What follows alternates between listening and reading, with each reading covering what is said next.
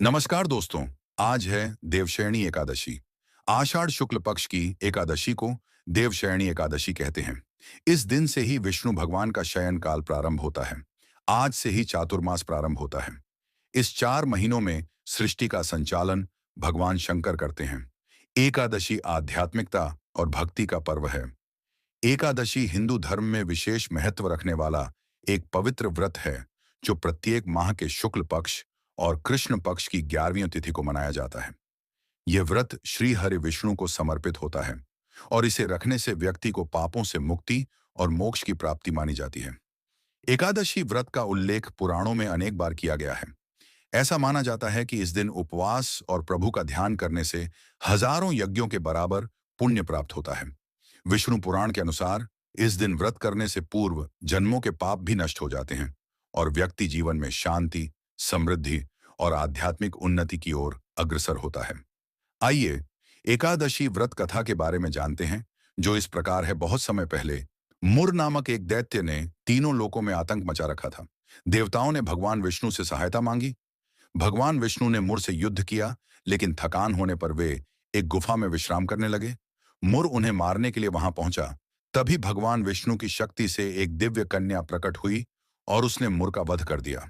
भगवान विष्णु जब जागे तो उस कन्या को देखकर प्रसन्न हुए और वर मांगने को कहा। कन्या ने कहा कि वह चाहती है कि हर माह की 11वीं तिथि को लोग व्रत रखें और उसका नाम एकादशी हो। भगवान विष्णु ने यह वर स्वीकार किया और इस दिन को अत्यंत पुण्यदायक घोषित किया। इस व्रत की विधि इस प्रकार है। 1. व्रत की पूर्व रात्रि को सात्विक भोजन करें और मन को शांत रखें। 2. एकादशी के दिन सूर्योदय से पहले स्नान करके व्रत का संकल्प लें। 3. दिन भर जल या फलाहार पर रहकर भगवान विष्णु की पूजा करें। 4. विष्णु सहस्त्र नाम का पाठ करें और AUM नमो भगवते वासुदेवाय मंत्र का जाप करें। 5. द्वादशी अगले दिन को ब्राह्मणों को भोजन कराकर स्वयं व्रत का पारण करें। तो चलो एकादशी व्रत के लाभ जानते हैं। मानसिक शांति और आत्मिक बल में वृद्धि, पापों से मुक्ति और पुनर्जन्म से छुटकारा, शरीर की रोग प्रतिरोधक क्षमता में वृद्धि। विज्ञान भी मानता है कि उपवास शरीर को विशर्हित करता है। तो अब हम एकादशी के प्रकारों को जानते हैं। वर्ष भर में 24 एकादशियां होती हैं। विशेष वर्षों में 26 भी हो सकती हैं। कुछ प्रमुख एकादशियां इस प्रकार हैं। निर्जला एकादशी सभी एकादशियों में सबसे श्रेष्ठ मानी जाती है।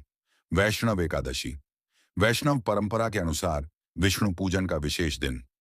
पांडव निर्जला एकादशी महाभारत काल की कथा से जुड़ी है, तो एकादशी व्रत केवल धार्मिक ही नहीं बल्कि वैज्ञानिक दृष्टिकोण से भी लाभकारी है।